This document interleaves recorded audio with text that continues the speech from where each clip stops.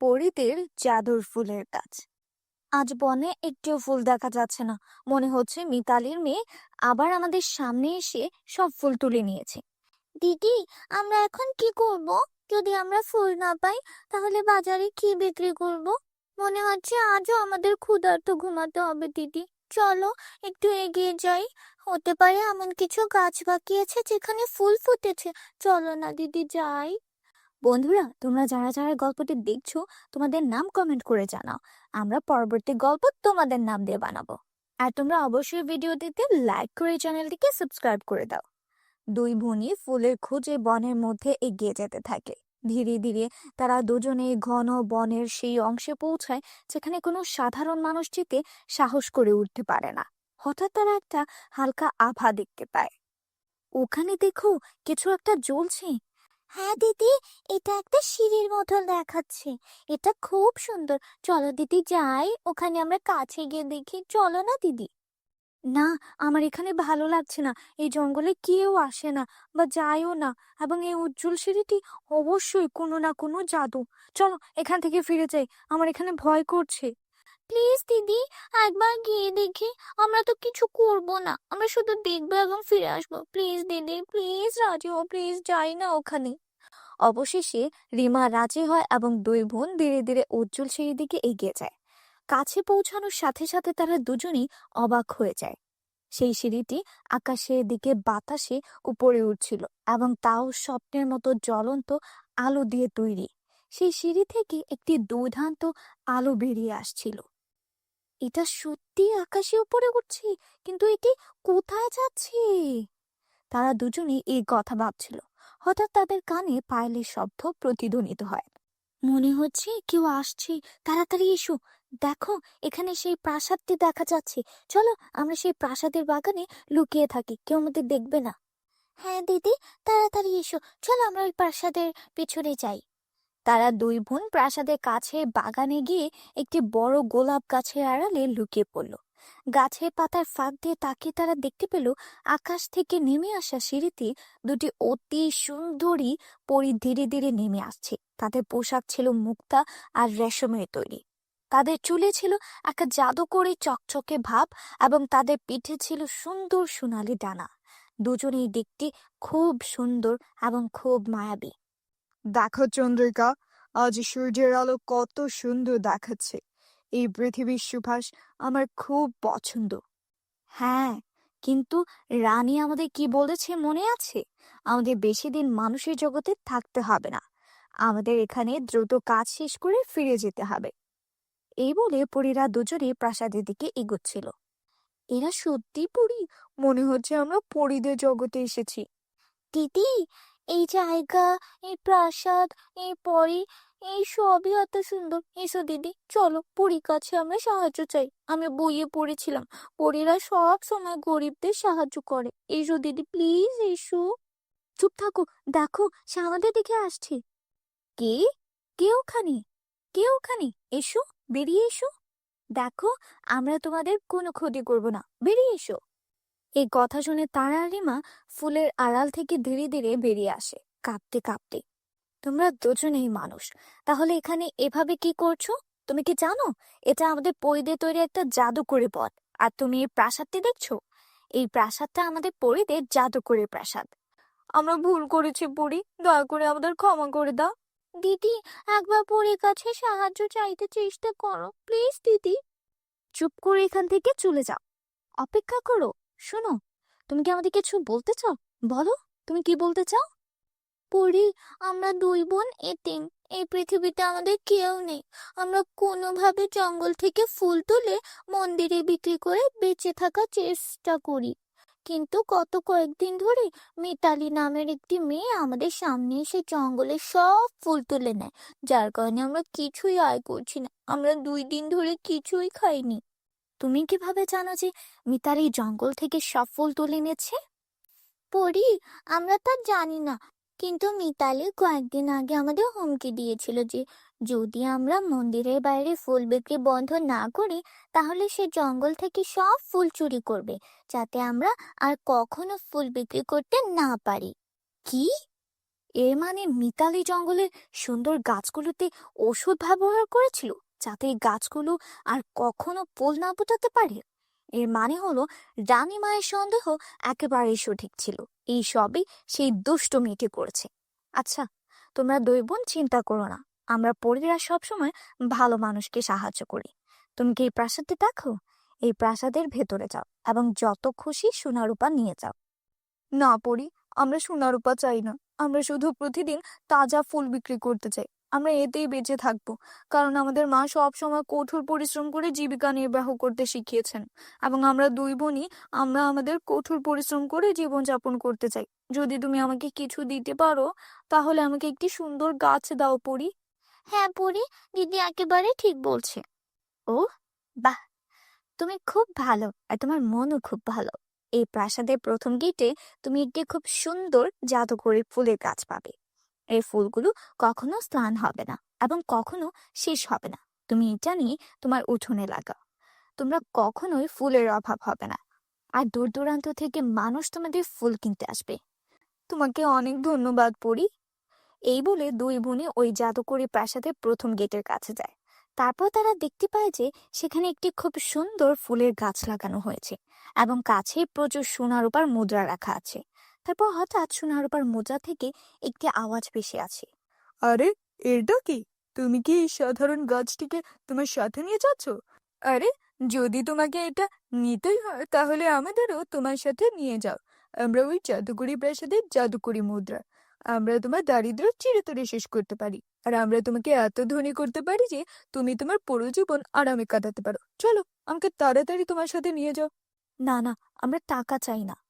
এই কথা বলার পর দুই বোনই ঐন্দ্রজালিক প্রাসাদ থেকে একটি গাছ বের করে এবং পরীকে ধন্যবাদ জানিয়ে তাদের বাড়িতেই ফিরে আসে এবং ঐন্দ্রজালিক প্রাসাদের গাছগুলো তাদের বাড়ি উঠোনে লাগায়।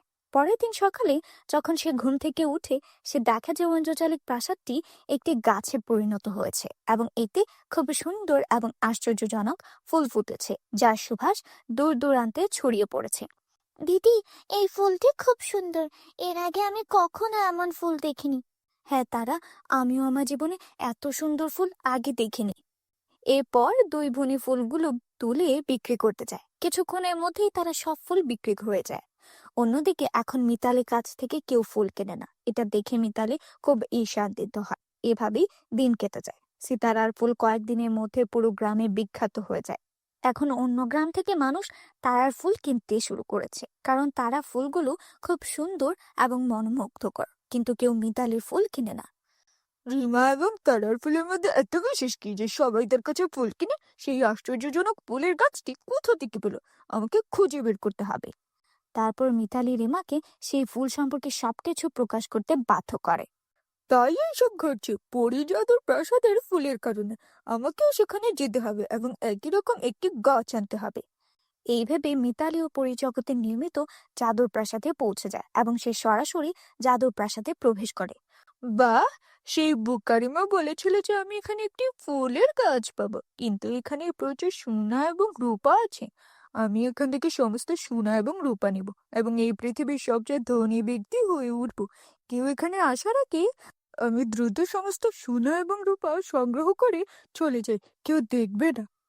এরপর মিতালি সব সোনা রূপা একটা বস্তায় ভরে সেখান থেকে চলে যাওয়ার জন্য প্রস্তুত হয়। ঠিক তখনই সেই দুটি জাদুকরি পরী সেখানে চলে আসে এবং পরীরা বলতে থাকে, তাহলে তুমি সেই দুষ্ট ব্যক্তি যে তার ঈর্ষা এবং হিংসার বশে এই বনের নিষ্পাপ ফুলের উপর রাসায়নিক ঢেলে দিয়েছিলে, যাতে সেগুলোতে আর ফুল না ফুটে কোনোদিনও, তাই না? তুমি সেই ব্যক্তি না? এবং এখন তুমি আমাদের অনুমতি ছাড়াই আমাদের জাদুকরি প্রাসাদে প্রবেশ করেছো এবং প্রাসাদ থেকে সোনা রূপা নিচ্ছ। এই জন্য তোমাকে অনেক বড় শাস্তি দেওয়া হবে। সেই শাস্তি তোমাকে মাথা পেতে নিতে হবে। এই বলে পরি মিতালিকে বানরে পরিণত করে। এটাই তোমার কৃতকর্মের শাস্তি। এখন থেকে তুমি পুরো 1 মাস ধরে এই বনে বানরের মতো এখানে সেখানে ইচ্ছা মতো ঘুরে বেড়াবে। এটাই তোমার সমস্ত রূপের শাস্তি। তোমাকে এই শাস্তি ভোগ করতেই হবে। তবেই তুমি বুঝতে পারবে বিনা কারণে কাউকে কষ্ট দেওয়ার শাস্তি কি। মানুষকে কষ্ট দেওয়ার ফল তুমি এই শাস্তির মাধ্যমে টের পাবে। বন্ধুরা, তোমরা যারা যারা এখনো চ্যানেলটিকে সাবস্ক্রাইব করোনি, প্লিজ আমাদের এই চ্যানেলটিকে সাবস্ক্রাইব করে নাও। আর অবশ্যই ভিডিওটি ভালো লাগলে লাইক এবং কমেন্ট করো। জাদুকরি ৩ বই। মিতা এবং সন্ধ্যা তাদের বাবা মায়ের সাথে কিষানপুর নামক একটি ছোট্ট গ্রামে থাকতেন। মিতা এবং সন্ধ্যার বাবা মা গ্রামের একটি ছোট্ট কারখানায় কাজ করতেন। তারা খুবই দরিদ্র ছিলেন, তাই স্বামী স্ত্রী উভয়কেই ঘরের বাইরে কাজ করতে হতো, যাতে তারা মিতা এবং সন্ধ্যাকে ভালোভাবে লালন পালন করার জন্য পর্যাপ্ত অর্থ উপার্জন করতে পারে। একদিন স্বামী স্ত্রী উভয়ই কাজ করতে যাচ্ছিলেন। এমন সময় হঠাৎ একটি বিশাল ট্রাক তাদের ধাক্কা দেয়। সংঘর্ষটি খুব জোরালো ছিল এবং এর ফলে স্বামী স্ত্রী উভয়ই গুরুতর আহত হন। মিতা এবং সন্ধ্যার বাবা ঘটনাস্থলেই মারা যান, কিন্তু তাদের মায়ের নিঃশ্বাস তখনও তার শরীর আটকে ছিল। মিতা এবং সন্ধ্যা যখন এই সব জানতে পারে, তখন দুই বোনই দ্রুত ঘটনাস্থলে পৌঁছায়। মা, বাবা, কি হয়েছে? তোমরা আমাদের এভাবে ছেড়ে যেতে পারো না। তোমাদের ছাড়া আমি কিভাবে বাঁচবো?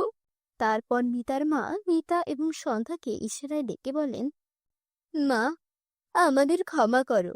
আমরা দুজনেই তোমাদের ভালো জীবন দিতে চেয়েছিলাম, কিন্তু ঈশ্বরের হয়তো অন্য কিছু ইচ্ছা আছে। কিন্তু হ্যাঁ, আমরা চলে যাওয়ার পর তোমার কোনো সমস্যা হওয়ার কথা নয়। তাহলে তোমাদের মামার বাড়িতে যাওয়া উচিত। তোমার মামা খুব ভালো, তিনি তোমাদের যত্ন নেবেন। আমার আশীর্বাদ তোমাদের দুজনের সাথেই আছে। ঈশ্বর তোমাদের সবসময় সুখে রাখুন। এই বলে মিতা এবং সন্ধ্যার মাও মারা যান। দুই বোনই তাদের ভাগ্যের জন্য অনেক কাঁদে এবং তারপরও কোনোভাবে অন্যদের সাহায্যে তারা তাদের বাবা মায়ের শেষকৃত্য করে এবং তাদের বাড়িতে আসে। বন্ধুরা, তোমরা যারা যারা গল্পটি দেখছো, তোমাদের নাম কমেন্টে লিখে জানাও, কারণ তোমাদের নাম দিয়ে তৈরি হবে আমাদের পরবর্তী কার্টুন ভিডিও। দিদি, কি হয়েছে? বাবা মা ছাড়া আমরা কিভাবে বাঁচবো? আমি যদি তাদের সাথে মারা যেতাম তাহলেই ভালো হতো।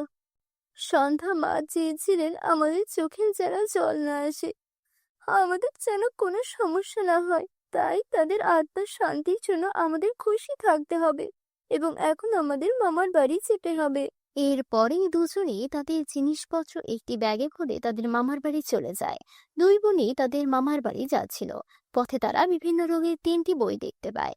একটি বই সবুজ, একটি নীল এবং একটি লাল। 3টি বই খুব নতুন এবং সুন্দর দেখাচ্ছিল। দিদি, এই দেখো, এই 3টি বই রাস্তায় এভাবে পড়ে আছে।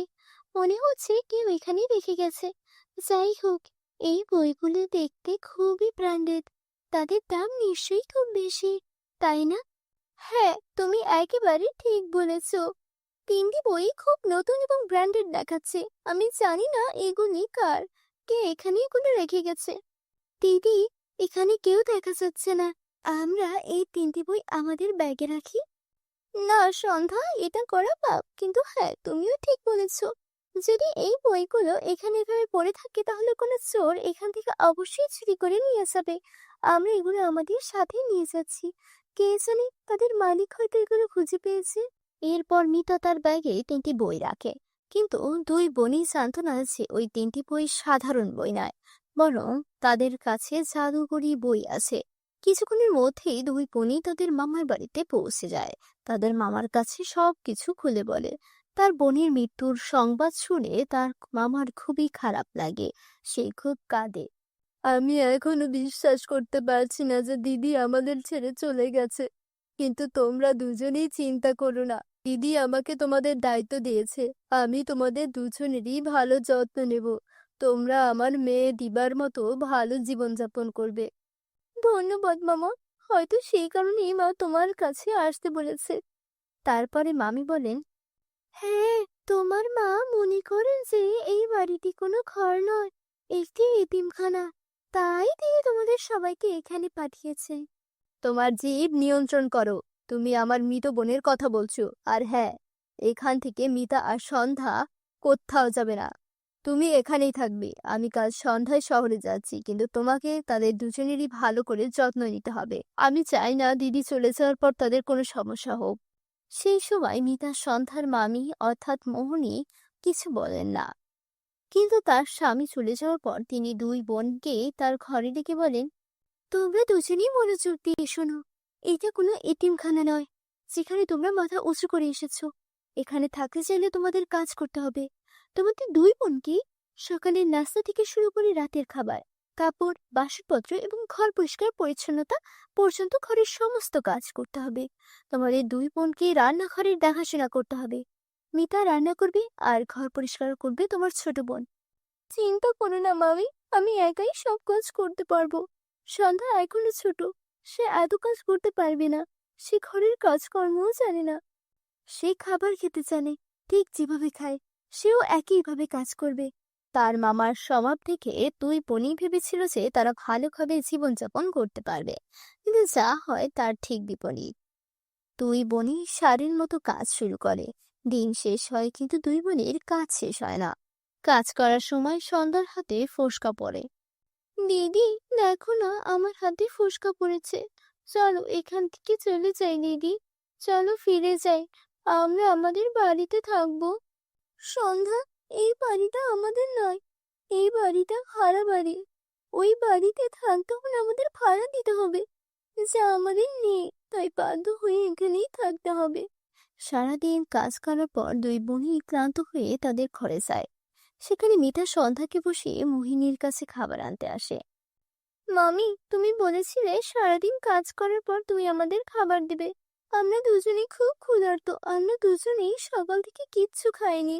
দয়া করে আমাদের খাবার দাও। এখানে অপেক্ষা কর, আমি এখনই এনে দিচ্ছি। এই বলে মোহিনী রান্নাঘরে যায় আর 2 দিনের পুরনো বাসি রুটি এবং একটি পেঁয়াজ নিয়ে আসে এবং দুই বোনের হাতে তুলে দেয়। মামি, এটা কি? তুমি কি দেখতে পাচ্ছ না? এটা খাবার। কিন্তু মামি, এটা তো বাসি রুটি আর পেঁয়াজ, আমরা এটা কিভাবে খাবো? আর যাই হোক, সন্ধ্যা শুধু শুকনো খাবার কিনে খেতে পারে। যদি তোমার কাছে সবজি না থাকে তাহলে আমাকে 1 গ্লাস দুধ দাও, আমি ওকে দুধের সাথে রুটি খাওয়াবো। তুমি কি করে মনে করো এই বাড়িটা একটা হোটেল? আমি তোমাকে দুধ রুটি সবকিছু দেব। তোমাকে যা দেওয়া হবে তা খেয়েই তোমাদের বেঁচে থাকা উচিত। আর তোমার বোন রাজকন্যা নয়। বেচারা মিতা আর কিছু বলে না। দিদি, এটা কেমন পশুর মতো খাবার? মামি সারা দিন আমাদের এত কাজ করে এটা খেতে দিল। আমার মনে হচ্ছে আমাদের ভাগ্য ফুরিয়ে গেছে, তাই আমাদের সাথেই এইসব হচ্ছে। তারপর পথে যাওয়া বই থেকে একটা শব্দ ভেসে আসে, কিন্তু এখন তোমার ভাগ্য বদলে যাবে। আরে, এই শব্দ কোথা থেকে এলো? দুই বোনই পিছনে ফিরে তাকায় এবং তাদের পিছনে ওই 3টি জাদুর বই দেখতে পায়। ভয় পেও না, আমরা 3জনই জাদুর বই যা তুমি রাস্তা থেকে তুলে এনেছিলে। আমরা 3জনই তোমাকে সাহায্য করতে চাই। কি ধরনের সাহায্য? আমরা 3জনই জাদুর বই এবং আমাদের 3জনেরই আলাদা আলাদা ক্ষমতা আছে। যদি তুমি নীল বইটি খুঁজে পাও, যদি তুমি যে কোনো খাবার স্পর্শ করো এবং এটি সম্পর্কে চিন্তা করো, তাহলে তুমি সেই খাবার পাবে। যদি তুমি সবুজ বইটি স্পর্শ করো এবং যে কোনো পরিমাণ সম্পর্কে চিন্তা করো, তাহলে তুমি সেই পরিমাণ পাবে। আর যদি তুমি আমাকে স্পর্শ করো, তুমি যাই ভাবো তাই বিপরীত ঘটবে। তাই তোমাকে আমাকে সাবধানে ব্যবহার করতে হবে। এই সব শুনে উভয় বোনই খুব খুশি হয় এবং ওই 3টি জাদুর বইকে ধন্যবাদ জানায় এবং পেট ভরে খায়। পরের দিন সকালে দুই বোন মোহিনীর কাছে গিয়ে বলে, মামি, আমরা দুই বোনই এখান থেকে চলে যাওয়ার কথা ভেবেছি। আমরা দু বোনই আর তোমার উপর বোঝা হতে চাই না। ভালোই হয়েছে, তাড়াতাড়ি এই বাড়ি ছেড়ে চলে যাও। দুই বোনই তাদের সমস্ত জিনিসপত্র এবং 3টি জাদুর বই নিয়ে সেখান থেকে চলে যায়। সে চলে যায় এবং তারপরেই সেই 3টি বইয়ের সাহায্যে সে একটি খুব বড় বাড়ি তৈরি করে এবং একটি ভালো জীবনযাপন শুরু করে। বন্ধুরা, যদি তোমাদের আমাদের এই গল্পটি ভালো লেগে থাকে তাহলে অবশ্যই তোমাদের বন্ধুদের সাথে শেয়ার করো। এবং হ্যাঁ বন্ধুরা, এরকম গল্প দেখতে অবশ্যই আমাদের চ্যানেলটি সাবস্ক্রাইব করো, যাতে তোমরা এরকম আকর্ষণীয় গল্প দেখতে পাও। আমি আবার তোমাদের সাথে নতুন কিছু গল্প নিয়ে দেখা করব। দেখা হচ্ছে পরবর্তী কোনো ভিডিওতে। জাদু করে লেহেঙ্গার পরিন চাঁদের। ছোট্ট একটি গ্রামে কবিতা তার সৎ মায়ের সাথে বাস করত। কবিতা একদিন ঘুমের মধ্যে স্বপ্নে দেখে সে একটা রূপকথার জগতে চলে এসেছে। আরে বাহ, কত সুন্দর একটা জায়গা এটা! এখানে তো সব কিছুই জাদুকরি। ওয়াও, গাছটা কত সুন্দর লাগছে। হ্যাঁ কবিতা, এটা একটা জাদুকরি জগৎ, আর তুমি এখন সেই জগতে আছো। কি জাদুকরি জগৎ? আমি সত্যি সত্যি জাদুকরি জগতে এসেছি। সঙ্গীতা একটু সামনে এগিয়ে যায় আর দেখতে পায় এক অসাধারণ সুন্দর লেহেঙ্গার কাজ। আরে বাহ, এটা তো জাদুকরি লেহেঙ্গার কাজ। আমার তো পরার মতো কোনো কাপড়ও নেই। এখনই এই গাছ থেকে সুন্দর কিছু লেহেঙ্গা তুলে নিই। আরে এটা কি? এটা ছিঁড়ছে না কেন? নিচে নেমে আয়। আরে এটা তো আরো উপরে উঠে গেল। ঠিক তখনই কবিতার কানে তার সৎ মায়ের গলা ভেসে আসে। আরে ও রানী, আজ ঘুমাতে থাকবি নাকি? উঠে ঘরের কাজকর্ম করবি না?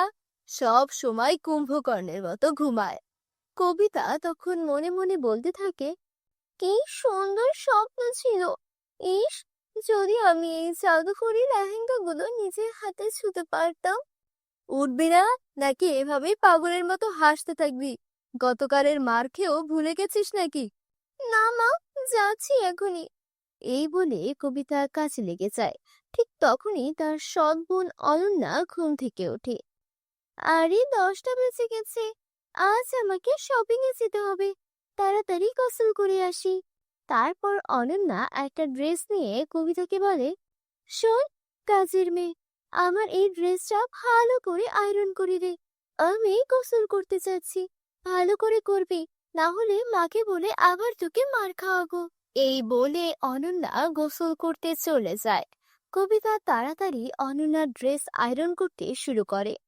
আরে বাহ, অনন্যার এই ড্রেসটা কত সুন্দর। এই ড্রেসটা পরে একেবারে পরীদের মতো লাগবে অনন্যাকে। ইস, আমি যদি এমন একটা সুন্দর ড্রেস পরতে পারতাম। তখনই সেখানে অনন্যা চলে আসে আর বলে, তোর কানে কিছু ঢুকছে না নাকি? কবে থেকে তোর কাছে এই ড্রেসটা চাইছি। আরে হ্যাঁ অনন্যা, এই নাও তোমার ড্রেস। আরে তুই এটা কি করেছিস? তুই আমার সবচেয়ে প্রিয় ড্রেসটা এভাবে পরিয়ে ফেলেছিস। আমি তোকে ছাড়বো না। মা, ও মা, দেখো না এই কবিতা কি করেছে। আরে কি হয়েছে? আবার কি করলো এই অভাগিনী? মা, দেখো না, ও আমার সবচেয়ে দামি ড্রেসটা পরিয়ে দিয়েছে। কি রে অভাগিনী, আমার মেয়ের ড্রেসটা পরিয়ে দিয়েছিস কেন? মা, আমার কিছু জানা নেই। আমি শুধু আয়রন করছিলাম, আমি ড্রেসটা পরাইনি মা। একে তো ভুল করিস, তারপর আবার মিথ্যা কথা বলিস। দেখছি তোর জিভ অনেক বেশি চলছে। দাঁড়া, তোকে এখনই দেখাচ্ছি। এই বলে সৎমা কামিনী কবিতাকে খুব মারতে থাকে। মা, ও এমনিতেই ঠিক হবে না। যদি ওকে এখনই না তাড়ানো হয়, ভবিষ্যতে আরো বিপদ করবে। ওকে বাড়ি থেকে বের করে দাও। তুই একদম ঠিক বলেছিস। এই মেয়ে কোনো কাজেই আসে না, শুধু খেয়ে খেয়ে যাচ্ছে। চল বের হ আমার বাড়ি থেকে। মা, মা, দয়া করে আমাকে মাফ করে দিন। এই পৃথিবীতে আপনাদের ছাড়া আমার আর কেউ নেই। আমি কোথায় যাব? মা, আপনি যা বলবেন আমি তাই করব। আমাকে বের করে দিবেন না প্লিজ। মা, ওর কথায় বিশ্বাস করো না, না হলে আবারও এই ভুল করবে। ঠিক আছে, আমি তোকে এক শর্তে এই বাড়িতে থাকতে দেব। তুই বাইরে গিয়ে কাজ করবি আর নিজের উপার্জনের টাকায় আমার মেয়ের জন্য একদম সেই রকম ড্রেস কিনে আনবি। তখনই আমি তোকে এই বাড়িতে আবার থাকতে দেব। আমি এখন কোথায় যাব? কিন্তু আমি বুঝতে পারছি না, ড্রেসটা তো আমি পরাইনি। আমি নিজ হাতে ওটা আয়রন করেছিলাম, তবে ওটা হঠাৎ করে পড়ে গেল কিভাবে? এখন আমি সেই রকম আরেকটা ড্রেস কোথা থেকে আনবো? কবিতা সারাদিন কাজ খুঁজে এখানে ওখানে ঘুরে বেড়ায়, কিন্তু কোথাও কাজ পেল না। এক দোকানদারের সামনে গিয়ে বলে, মালকিন, আপনার দোকানে কোনো ছোটখাটো কাজ পাবো কি? না, এখন এখানে কোনো কাজ নেই। কে জানে কাজের অজুহাতে দোকান থেকে কিছু চুরি করে পালিয়ে যাবে নাকি। তোর চেহারা তো ঠিক ভিখারিনীর মতো, চল এখান থেকে। সবার কাছ থেকেই কবিতা অপমানিত হয়। এভাবেই সন্ধ্যা নেমে আসে আর ক্লান্ত হয়ে সে মাটিতে বসে। তীব্র ক্ষুধায় তার পেট কাঁপছে। ক্ষুধার জন্য মনে হচ্ছে পেটের মধ্যে ইঁদুর দৌড়াচ্ছে। আমার তো 1 টাকাও নেই, এখন আমি কি করব? ঠিক তখনই তার কানে মন্দিরের ঘন্টার শব্দ আসে। লাখ লাখ ধন্যবাদ ভগবান, তুমি আমার খাবারের ব্যবস্থা করেছো। তারপর ববিতা মন্দিরে গিয়ে কিছু প্রসাদ নেয় আর এক গাছের নিচে বসে খেতে শুরু করে। সে প্রথম লোকমাতে মুখে তুলতেই যাচ্ছিল, তখন এক বৃদ্ধ ভিখারিনী এসে বলে, মেয়ে, আমি অনেক দিন ধরে কিচ্ছু খাইনি, আমি খুব ক্ষুধার্ত, একটু খেতে দে মা, তোর দোয়া লাগবে, আমাকে সাহায্য কর মা। মা, এই নিন, এই খাবার আপনি খান, বেঁচে থাক মা, ভগবান যেন তোমার সব সময় সাহায্য করে। এই করে বৃদ্ধ ভিখারিনী চলে যায়। কবিতা মন খারাপ করে হাঁটতে শুরু করে। তখনই সে দেখতে পায় এক হরিণী তার আশেপাশে লাফাচ্ছে। আমার কেন যেন মনে হচ্ছে হরিণীটা যেন আমাকে কিছু বলতে চাইছে। প্রিয় হরিণী, শান্ত হও, বলো আমি কিভাবে তোমার সাহায্য করতে পারি। এই শুনে হরিণী চলে যেতে শুরু করে। ওহ, বুঝেছি, তুমি আমাকে কোথাও নিয়ে যেতে চাইছো। ঠিক আছে, আমি প্রস্তুত, চলো। হরিণী তাকে এক আশ্চর্য গাছের কাছে নিয়ে যায়। গাছটি থেকে এক আশ্চর্য রোশনি বের হতে থাকে। দেখতে দেখতে সেই গাছটি জাদুকরি লেহেঙ্গার গাছে রূপান্তরিত হয় আর হরিণীটি এক সুন্দর পরীতে রূপ নেয়। হায় পেও না কবিতা, তুমি এবার স্বপ্ন দেখছো না, এটা বাস্তব। কি? আমার স্বপ্নের জাদুকরি লেহেঙ্গা, এটা সত্যি কিভাবে হতে পারে? হ্যাঁ কবিতা, যারা সৎ ভালো মন নিয়ে স্বপ্ন দেখে তাদের স্বপ্ন একদিন সত্যি হয়। তুমি সব সময় অন্যদের সাহায্য করেছো, আর যারা অন্যকে সাহায্য করে তাদের সাহায্য করতেই আমরা কোনো না কোনো রূপে ফিরে আসি। কবিতা, জাদুকরি গাছটা অদৃশ্য হওয়ার আগে তুমি তোমার জন্য একটি সুন্দর লেহেঙ্গা নিয়ে নাও। কিন্তু পরে আমি এই লেহেঙ্গাটা নিতে পারি না, আমার বোন অনন্যার জন্য ঠিক এমনই একটা লেহেঙ্গা দরকার। ওর প্রিয় লেহেঙ্গাটা আমার ভুলে পড়ে গিয়েছিল।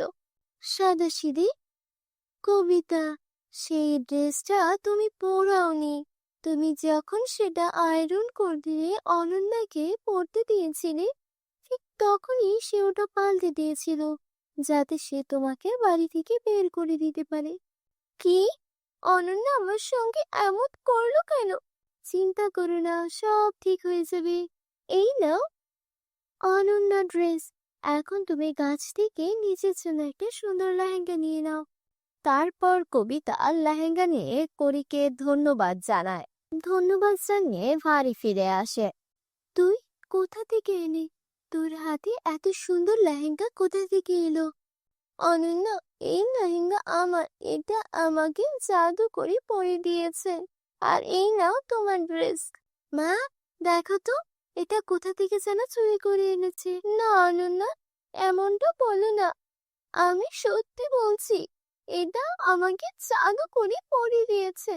ভালো, আমাকে দে তাহলে লেহেঙ্গাটা, আমি এটা পরবো। না অনন্যা, তুমি এটা পরতে পারবে না। তুই আমায় আটকাবি? এই বলে অনন্যা লেহেঙ্গা পরে নেয়। মা, অনন্যাকে থামান, না হলে বড় বিপদ হয়ে যাবে যে।